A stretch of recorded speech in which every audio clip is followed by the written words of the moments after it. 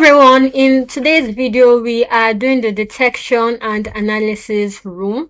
Detection and analysis is the second stage of the incident response cycle. In the last video we did preparation, which is the first stage, and now we're on detection and analysis. So once again, you have to read on your own, understand it, and then I'm just going to go into the questions. So we're ready to start? Detection and analysis. This is basically investigation. Now what happens here is you figure out that something is off. Maybe you get an alert, or someone reports a phishing email to you. That's where you figure out that something is off. Then you try to figure out if a security breach has actually occurred, if an incident has occurred. And if an incident has occurred, the next thing you want to do is to look into it. That is what the analysis is. So you try to figure out when it happened, how it happened, the extent of the damage. That's basically what you do in analysis. So let's go and answer the questions. Here it says, what term describes the process of confirming a security incident has actually occurred? That is detection. Now the next question says, what term describes the process of understanding the full extent of an incident, including affected accounts, systems, and data? That's analysis. Now, IR triggers and communication. Trigger sources are just different ways you could get notified about an incident. It could be a SOC alert escalation, like on Splunk. User reports, like I said earlier, someone reporting a phishing email to you. Automated detection from an EDR. Third-party notification is where a threat intelligence provider or law enforcement lets you know about a compromise. And threat intelligence feed is when you realize that there are IOCs that match your organization's infrastructure in an external feed. So IOCs are indicators of compromise. Questions. What type of trigger would a threat intelligence provider notifying an organization of a compromise be classified as? This third-party notification. Now, next question says, what system should be used to log every action, finding, and decision made during an IR investigation? A ticketing system is what you will use. Asset inventory and IOC tracker. So asset inventory just lets you, it's just a document that contains your assets, basically. So all your systems, devices, and everything relevant to the organization. IOC tracker tracks indicators of compromise. The question, what does IOC stand for? Indicator of compromise, like I said. Now next question says, what incident response tool provides a running record of every malicious indicator discovered during an investigation? That's an IOC tracker. Next part, current incident context. Okay, this is the lab. Yeah, this is the lab. So we're going to start our lab machine. While we wait for that, let's read the scenario. An anomalous sign-in alert was raised by the SIM platform and tried by Marcus Webb, Nexus Financial's L1 security analyst. Marcus confirmed the alert as a true positive and escalated it. You have been assigned to the investigation as the L2 analyst responsible for validating Marcus' findings and leading the full IR investigation. Below is a SIM alert that Marcus Webb received and triaged. So this is the alert. The alert details: name, time, affected account, corporate IP. Okay, after triaging the alert, Marcus marked the alert as a true positive and raised the following escalation ticket. So this is the escalation ticket, and these are the available log sources that we are to use in the lab. So we're just going to wait a little while for it to load fully. Much later. Okay, it's been a while and our machine should be fully loaded by now. So we're going to click this link.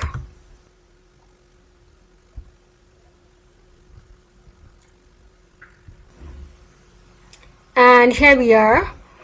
First thing we're going to do is change this from the last 24 hours to all time. Then our index is supposed to be IR. As mentioned here, index equals IR.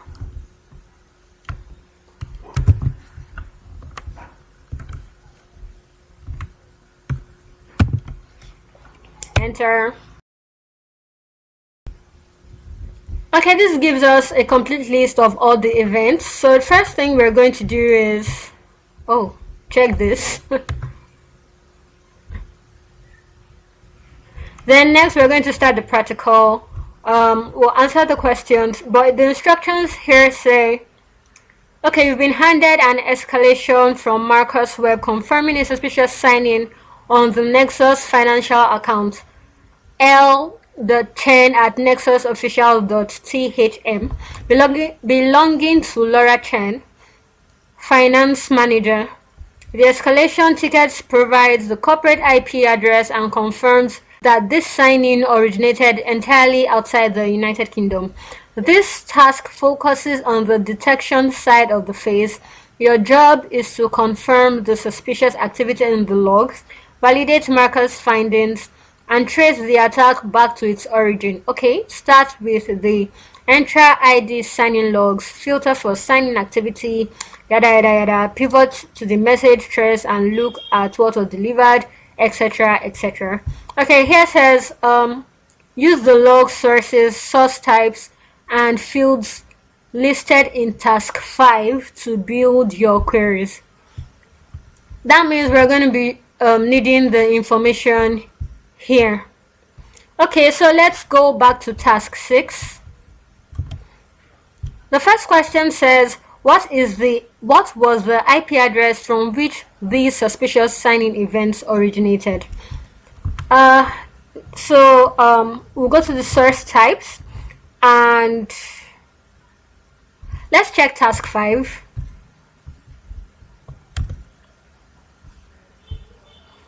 So looking at these source types, we see this Azure source type for Entra ID sign-in log. So this is the source type we're going to be needing for this question.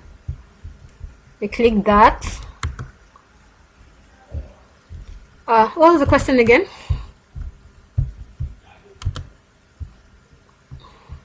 The IP address from which these suspicious sign-in events originated. Okay. Now we have the source type. We're looking for IP address as a key field. This is IP address. Now we have two IP addresses. We have this and this. Now there's always the tendency to assume that the IP address with the higher count, especially if the gap is wide, it's easy to assume that this is the suspicious IP. But if you go back to task 5, we see that the corporate IP is 197.32.45.112, and so that means that this is the corporate ID and this is the suspicious IP. This is the corporate IP, this is the suspicious IP. So this is the IP address we're looking for. We copy that and paste it on TryHackMe. Now the next question says, what city did the suspicious sign-in originate from? So we're looking for the city of origin. Okay, location city. This is what we're looking for.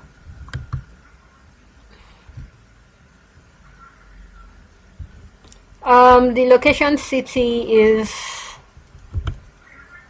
Amsterdam. Okay. Now what I did was I clicked on the client's IP, on the suspicious IP, so that added it to the search query. Now some of you will recall Advent of Cyber 2025, where I did the day 3 walkthrough for TryHackMe. What we treated there was SIM, and we also used Splunk. So I'm not really going to be explaining fields and all of that in this video, but if you need to understand it, I'm going to link the video somewhere. You can check the description. I was really detailed in that video explaining how the dashboard works and all of that. So back to the question. The question says location city, and we discovered that it's Amsterdam. Okay. Now the next question says, what was the exact timestamp of the first suspicious sign-in on Laura Chen's account? The exact timestamp. We're going back to task 5. In the alert details, we see the time here, so I don't think there's any need to refer to Splunk for that. But I mean, we could, but the answer is already here in task 5. So this is the exact timestamp of this first suspicious signing. Now, the next question says, what was the subject line of the email delivered to Laura Chen before the suspicious signing? So we're looking for an email that came in before this time. So we're going back to Splunk. So we're going to go here and change this from all time to just before. So we're going to go to date and time range. And this is before. Then we input the date and the time of the signing.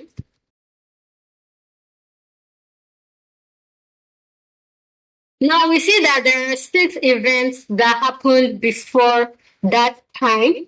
So we're trying to figure out once again the subject line of the email delivered to Laura Chen before the suspicious signing, okay? Now looking through this list of events, we see that they are arranged from the newest to the oldest, and this is the one that happened just before. This is the event that occurred just before, not just before, but before the signing attempt. And this is an email we see started delivered, subject HR policy update, immediate action required. So this is the subject of the email. Yeah, message ID, whatever, email at the gmail.com. Okay. So that's our answer.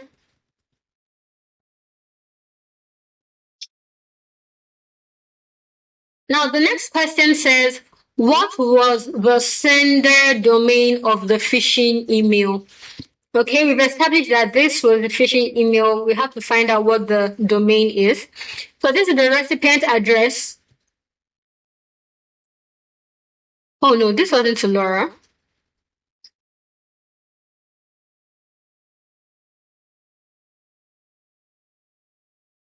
Oh, oh, this wasn't sent to Laura. We're looking at the wrong answer.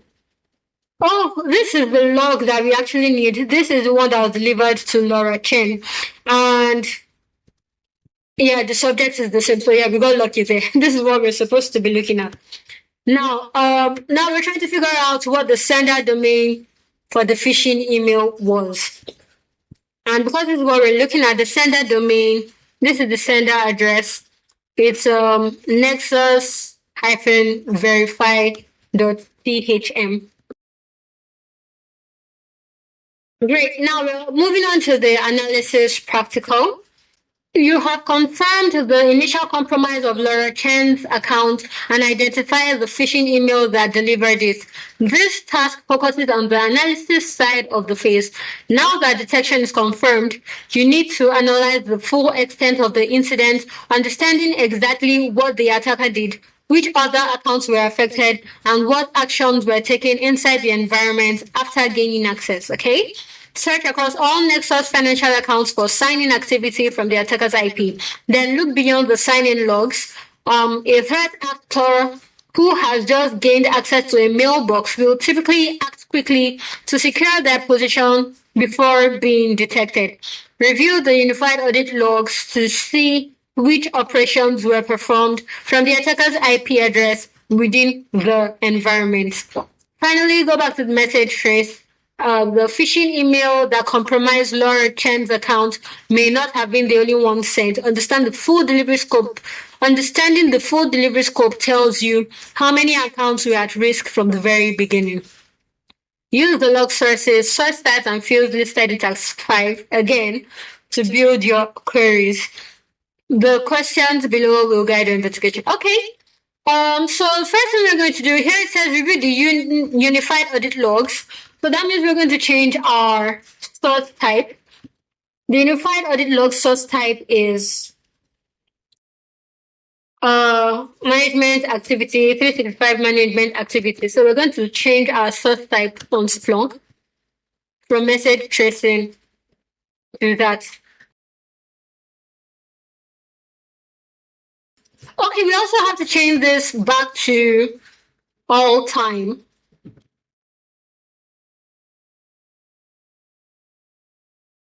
Now we're ready to start.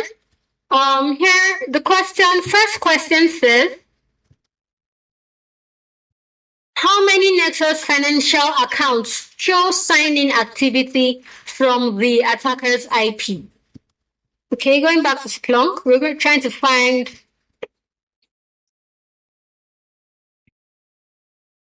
We'll go to the client's IP.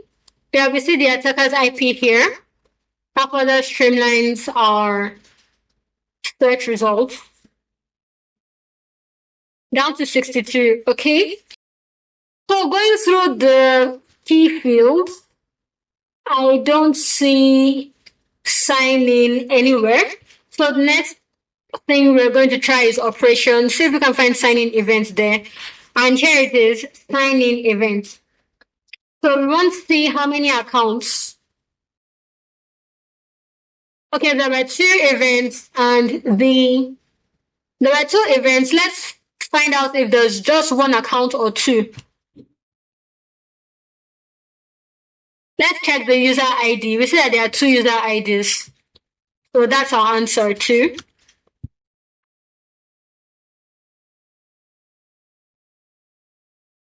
Now, the next question says, what is the email address of the second compromised account?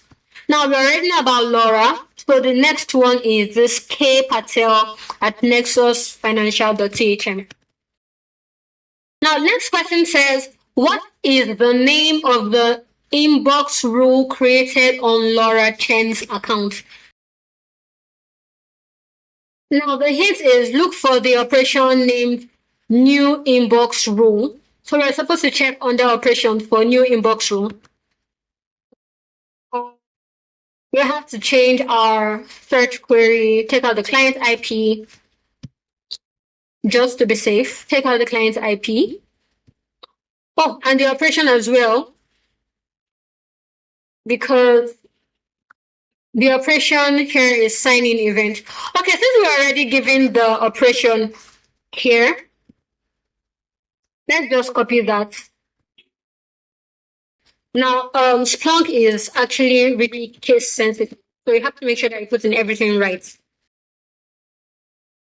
Okay, we see two events, and we're really looking for the name of the inbox who created on Laura Chen's account. Okay, so we're going to include the user ID, Capital Laura Chen. Great. Now we have just one result, and the name is still not here. So we're going to see if there's a name field here. There is. Junk filter update. Okay, that's our answer. And finally, here it says, how many Nexus financial employee accounts received the initial phishing email? So going back to Splunk, take this out. Check this out. Then we also have to change our source type. Remember in the instruction, it says we should go back to the message trace, for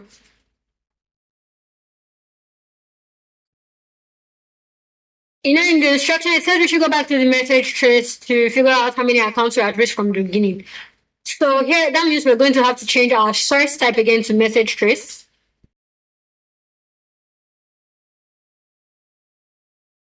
So we have 12 events, and this is just for all the emails, not necessarily the phishing emails. So we're going to go to subject field. And now from the previous question that we answered, we know that we've answered this already. We know that this is the email that was received.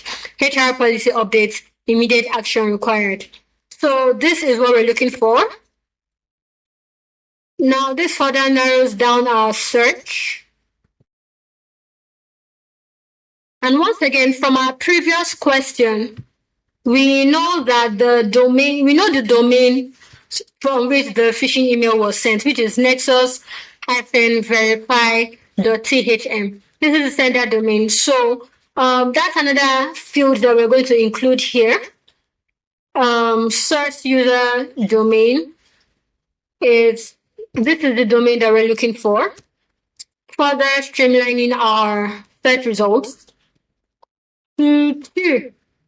So here we see 2 events reported, but how many of them? We're trying to find the number of recipient addresses.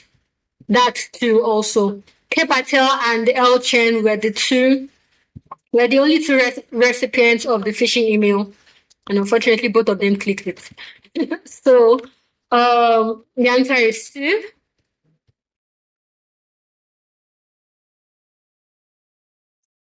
And that brings us to the next part, which is the conclusion. Here we've learned how to carry out analysis and detection and analysis.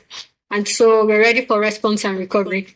I hope this walkthrough was useful, and I will see you in the next one.